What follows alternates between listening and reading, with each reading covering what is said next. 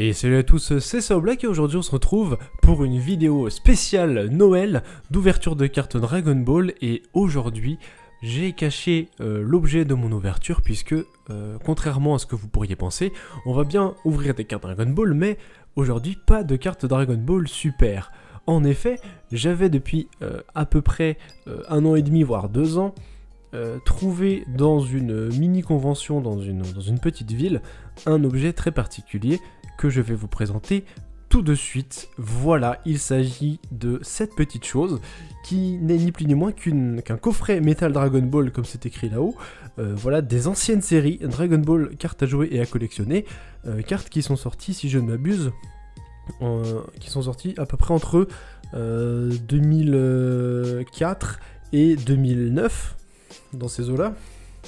Et on a donc cet objet, un coffret Metal Dragon Ball, qui date lui de 2009, c'est-à-dire il y a 14 ans. Voilà, ça c'est l'ouverture que je voulais faire pour le jour de Noël, parce qu'elle sort normalement cette vidéo quand vous la voyez le 25 décembre, donc déjà, eh bien, joyeux Noël à tous, passez de très bonnes fêtes, j'espère que tout va bien pour vous, la santé, la famille et tous les autres aspects de votre vie. En tout cas, moi je suis très heureux ici de pouvoir vous présenter cet objet qui date d'il y a 14 ans et que je vais me faire un plaisir. Voilà, j'ai le sourire aux lèvres, hein, peut-être que ça s'entend. Voilà, un plaisir que je vais avoir ici d'ouvrir cet objet. La vidéo va probablement être très longue parce que je vais prendre mon temps, je vais savourer. Et puis voilà. Donc le plastique est un petit peu effrité, c'est pas que... voilà, c'est le plastique d'origine, c'est juste qu'au bout de 14 ans, forcément, ça commence à s'effriter un peu. Donc ne vous inquiétez pas, si ça a l'air déjà un petit peu vert, eh ben, c'est les affres, on va dire, de la conservation longue durée sur ce genre de produit. Voilà, et bien écoutez, on va pouvoir déjà enlever la première couche de plastique, et puis on va pouvoir regarder ensuite qu'est-ce qu'on est censé avoir dedans, sachant que je peux avoir, même après tant d'années, un truc complètement nouveau que je n'aurais pas du tout, que je n'avais pas du tout avant. Voilà, ça y est, ce produit est maintenant décellé, hein, ça fait très bizarre de déceler cette chose après l'avoir gardé quasiment même plus d'1 an dans mon armoire. Et puis on va pouvoir séparer ici en fait le carton de la boîte en elle-même. Voilà, puisque il y a le carton et puis la boîte directement en dessous. Et vous ne le verrez pas, mais en fait le Goku ici est en 3D, en fait il ressort. Le Goku est complètement en relief ici, et on peut sentir, voilà, le fait qu'il soit un petit peu ressorti, voilà, comme c'est du métal, et ils ont gravé ça en plus, et puis ça ressort, c'est en 3D, ainsi que le logo ici des cartes Dragon Ball, c'est également en 3D, ça ressort un petit peu par rapport au reste de la boîte.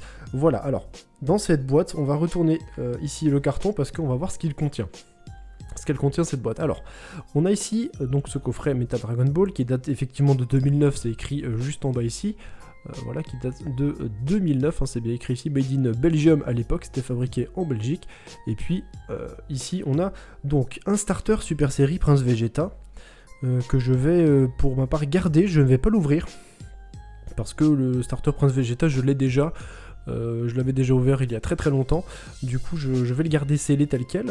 On a un booster Super Série Prince Vegeta que je vais ouvrir évidemment. On a une carte promo exclusive que je vais garder parce que je crois que je l'ai déjà celle-ci, puisqu'elle était exclusive à cette boîte, et cette boîte à l'époque je l'avais déjà ouverte également. Par contre, on a un starter ici de série 2 sur la deuxième ligne, Ruban Rouge ou l'éveil de Gohan. Et c'est là que ça devient très intéressant, puisque j'ai déjà en ma possession le starter du Ruban Rouge. Par contre, le starter l'éveil de Gohan, je ne l'ai jamais eu. Donc là, à tout moment, j'ouvre la boîte et j'ai le starter l'éveil de Gohan. Et si je l'ai, évidemment, je vais l'ouvrir, puisque c'est un deck que je n'ai jamais eu. Et donc, je vais avoir des nouvelles cartes qui sont forcément un peu exclusives au deck en question. Et si vraiment j'ai ce deck, ce serait un magnifique cadeau de Noël en avance, hein, pour moi, puisque à l'heure où je tourne cette vidéo, pour moi on est le 17 décembre et les 14h43, donc voilà. J'espère en tout cas très fortement avoir... Voilà, j'ai une chance sur 2, hein, comme dit.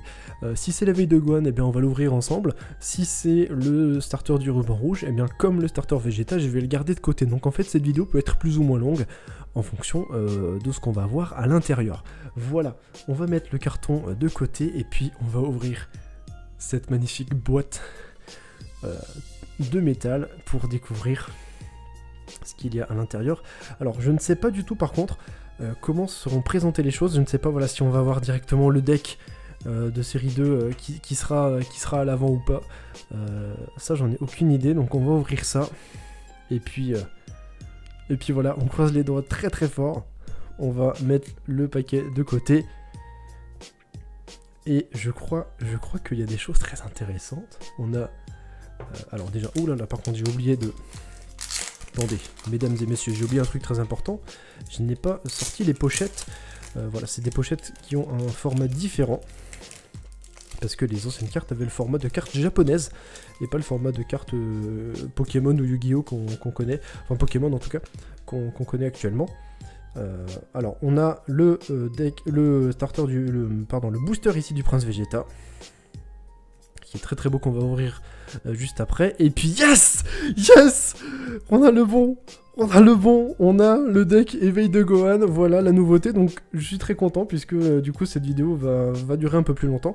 Et puis on a la carte promo également, voilà, que je vais mettre tout de suite dans sa pochette. Ici, une carte qui s'appelle la X003, on va faire un petit focus dessus évidemment. Voilà une carte extra pour une nouvelle légende.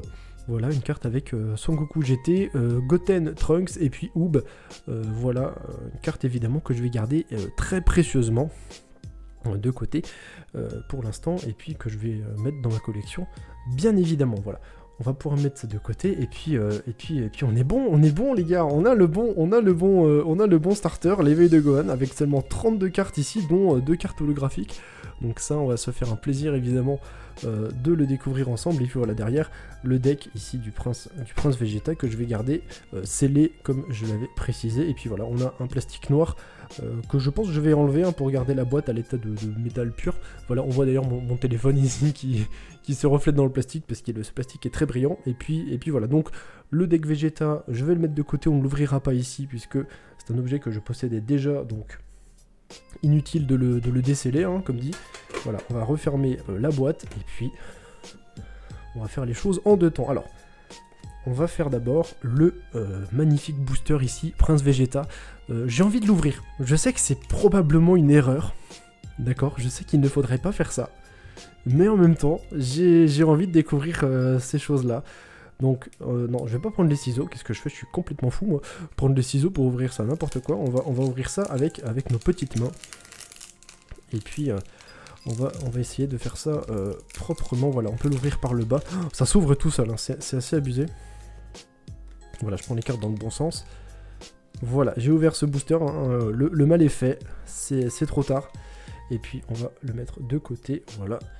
Et tout de suite, on va avoir ici une carte avec Big Bang Attack, une carte extra, la DB305, sachant que les cartes des anciennes séries, parce qu'en fait ça, la série Prince Vegeta, c'est ce qu'on appelle une super série. Dans les anciennes cartes, il y avait des séries normales qui sont allées de la série 1 jusqu'à la série 10, et ensuite on a eu 5 super séries, le Prince Vegeta étant la deuxième super série qui était sortie, et dans les super séries, les cartes étaient notées avec DB, alors que dans les cartes précédentes, de la série 1 à la série 10, eh bien les cartes étaient estampillées juste avec un D.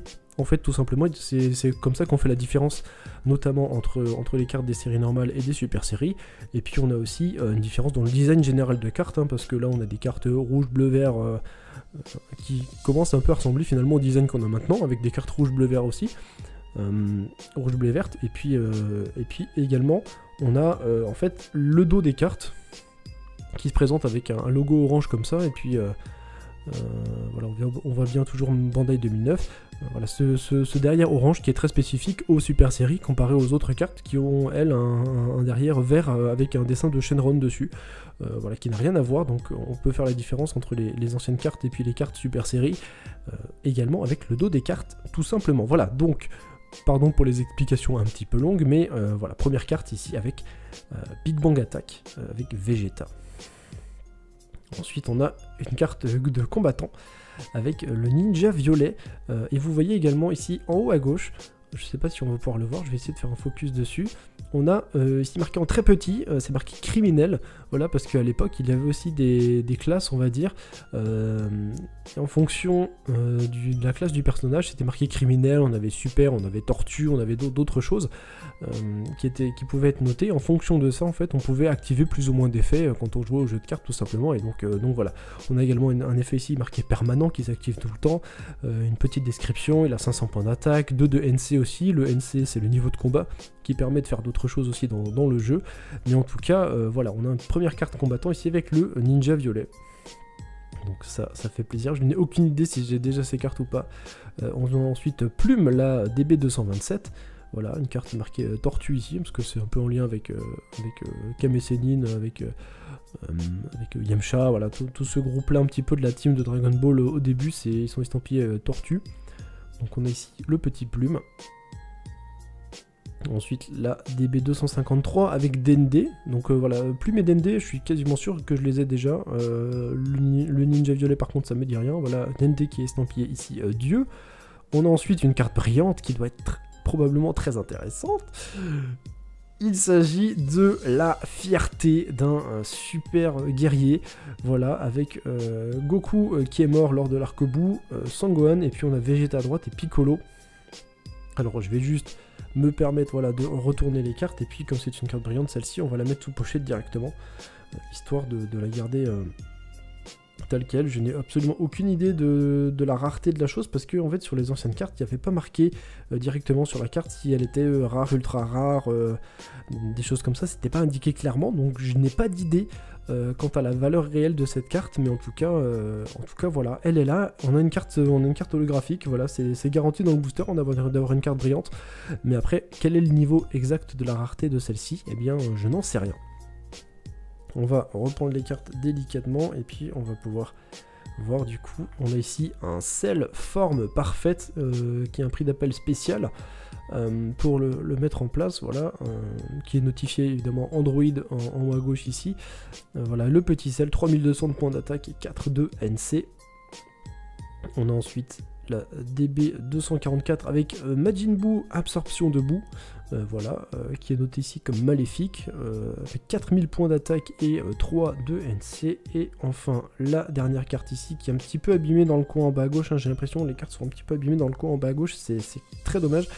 Ici la DB296 avec Krillin qui nous fait un magnifique Kienzan, voilà en tout cas qui va finir ce petit booster. Et puis maintenant on va pouvoir s'attaquer au gros de la chose, c'est-à-dire le starter avec Sangohan qu'on va pouvoir prendre. Et puis je vais découvrir des nouvelles cartes, notamment je pense les 2 cartes holographiques que je ne dois pas avoir, puisque les cartes holographiques de ces decks-là sont normalement exclusives au deck en question. Donc on va pouvoir ouvrir ça tranquillement. Voilà, en fait c'est présenté comme ça, donc là je vais peut-être me taire et puis essayer d'ouvrir ça, comme ça je pourrais faire un petit accéléré à la fin. Donc je reviens tout de suite avec ma petite voix.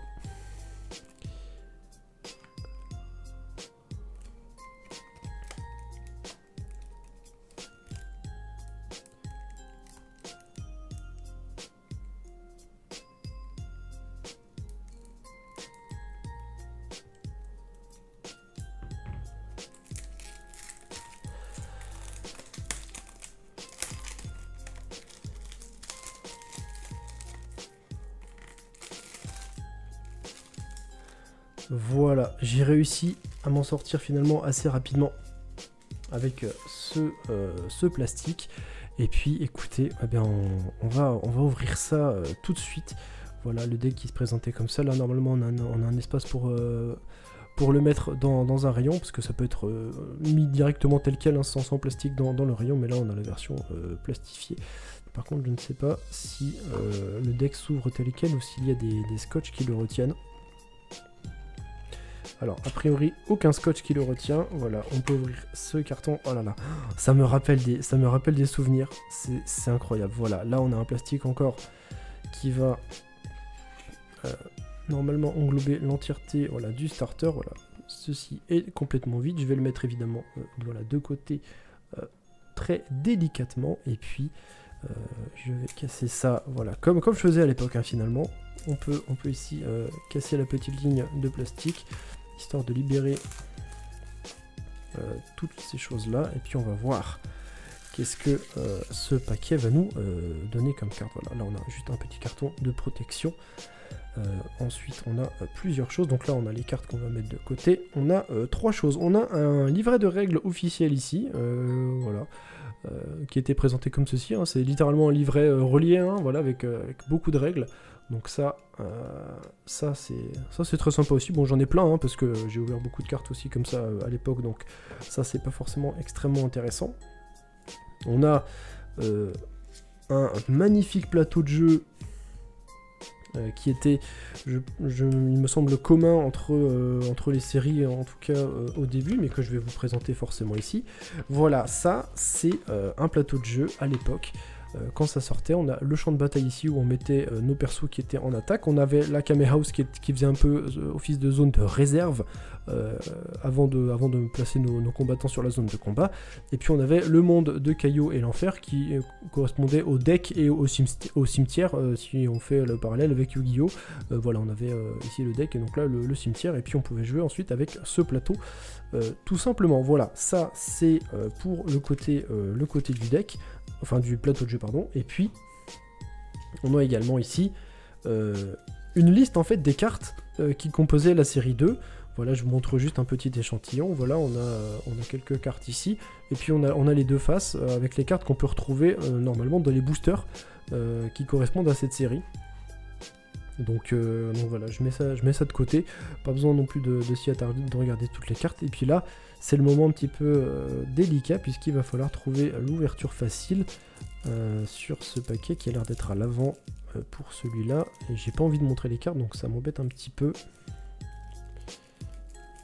Alors si, voilà, l'ouverture facile, c'est débrouillé. Est-ce qu'on peut...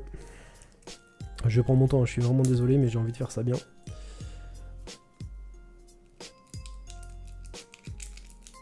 Voilà. Ok.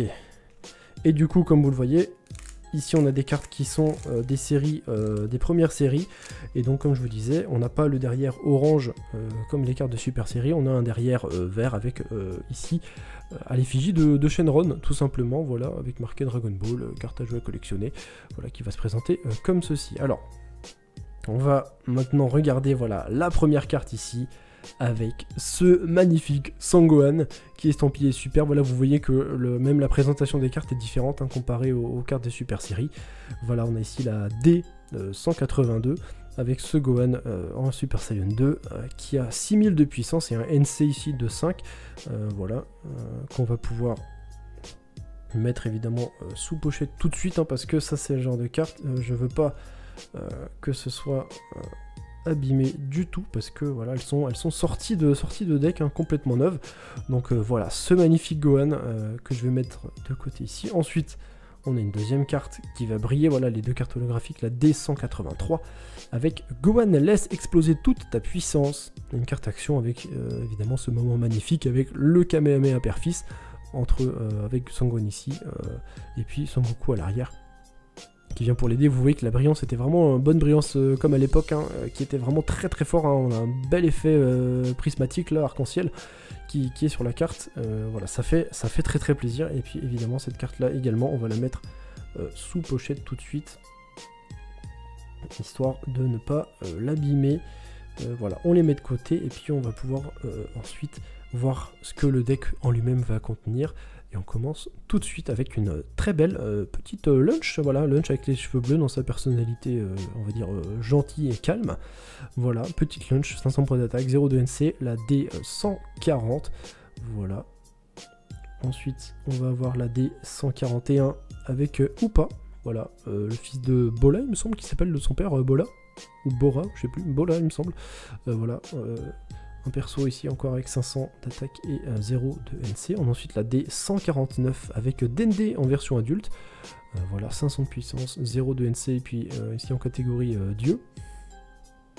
On a ensuite la D150 avec Mister Popo, toujours 500 de NC, enfin 500 de points d'attaque et 0 de NC. On a ensuite la D155 avec Goku, quand il est sur Namek, il me semble, quand il se bat contre 10 et Burter.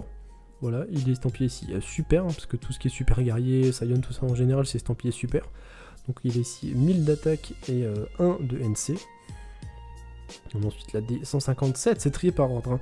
On a, oh, ce Gohan, j'en ai un exemplaire dans ma collection, mais il est extrêmement abîmé, donc là je l'ai en version totalement neuve. Ça c'est pépite. Voilà, ce petit Gohan, 2000 d'attaque, 2 de NC, voilà, dans l'arc Saiyan, j'imagine. Voilà, petit Gohan qui fait très plaisir. On a ensuite la D158 qui suit juste derrière avec ce Gohan qui a 4500 points d'attaque et 4 de NC quand il est en Super Saiyan lors du combat contre Cell, ou en tout cas dans l'arc Cell, ça c'est certain. Voilà, ce magnifique Gohan, la D158. On a ensuite la D160 avec le petit Yamcha, 3500 d'attaque et 3 de NC.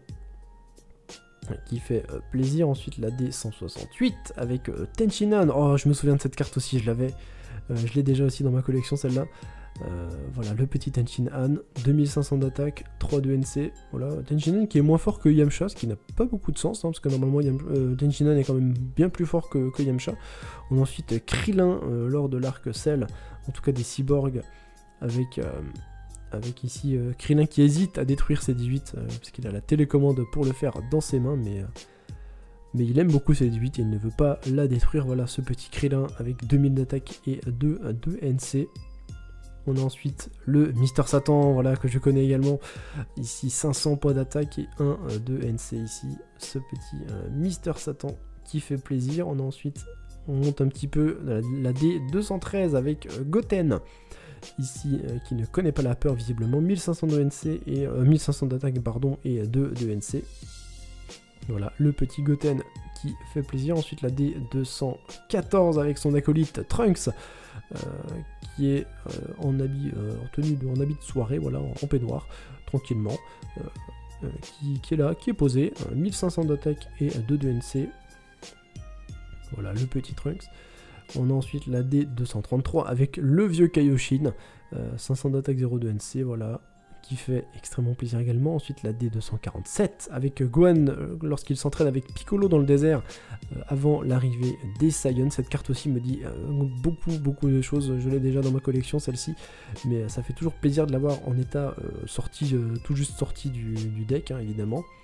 Ensuite on a le guerrier surpassant Goku, voilà, une carte qui montre un peu la rétrospective de Gohan. On a Gohan tout jeune contre Raditz, Gohan contre les Saiyans, Gohan en Super Saiyan 2 qui a le guide de Goku et non pas la tenue de Piccolo. Alors est-ce que c'est une erreur d'illustration ou est-ce que c'était un petit rappel au film avec Bojack, je ne sais pas, mais en tout cas sur cette illustration, Gohan il a en SSJ2 la tenue le dogi de Goku, ce qui n'a en soi pas de sens, hein, mais il est bien dans sa position quand il fait le Kamehameha Père-Fils, hein, voilà, avec normalement le bras défoncé, mais ici il n'y a pas de sang particulièrement sur son bras, mais voilà, illustration un petit peu particulière, mais voilà, nouvelle carte, enfin petite carte ici qui fait plaisir, je l'ai déjà aussi, et en plus au cas où, on l'a en 2 exemplaires, la D192. On a ensuite Bulma, ici, avec les capsules Hoi Poi, la D196, voilà, très belle illustration avec Bulma qui jette une capsule, évidemment,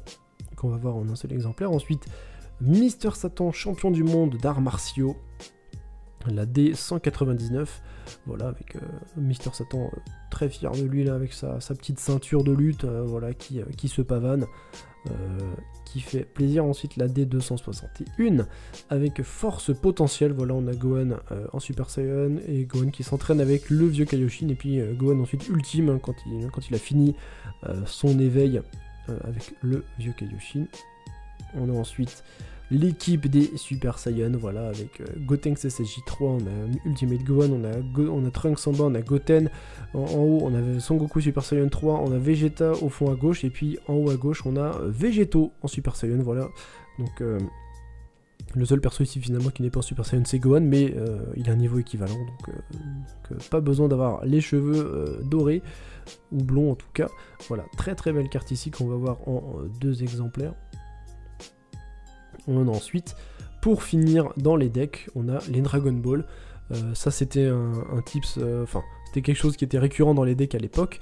On a des Dragon Ball, et en fonction des séries, en fait, les illustrations des Dragon Ball changeaient au fur et à mesure, quand on passait un petit peu d'un bloc, on va dire, à l'autre. En fonction des séries, en fonction des nouvelles règles et des nouvelles mécaniques de jeu qui arrivaient, en fait, les Dragon Ball changeaient. Donc on peut avoir plusieurs fois les Dragon Ball qui ont des illustrations différentes, mais toutes les cartes Dragon Ball, à chaque fois, la Dragon Ball à une étoile aura toujours le numéro D123. Et peu importe l'illustration, peu importe la série, peu importe l'année. Voilà, ça c'est une particularité de ces cartes, de ces Dragon Ball. Voilà, on a évidemment la Dragon Ball à une étoile, la 2 étoiles, la 3 étoiles, la 4ème étoile, la 5ème, la 6ème, et évidemment, voilà, ici la D129, la dernière Dragon Ball à 7 étoiles, et l'ultime carte qu'on a aussi à chaque fois dans les decks, évidemment, c'est une carte Shenron, parce qu'on pouvait au fur et à mesure de la partie récolter les cartes, les Dragon Ball, et puis finalement invoquer Shenron pour activer un effet spécial qui allait grandement changer la partie. Il y a même, il me semble, une carte Shenron qui, tout simplement, si tu arrives à l'activer, te faisait gagner la partie directement. Donc ça peut être des cartes évidemment qui sont très très fortes. Voilà, je mets la carte Shenron sous pochette directement. On reprend le paquet ici, on va mettre ça de côté, et puis voilà, on est arrivé au bout de un peu plus de 25 minutes, même 26 minutes ici de vidéo.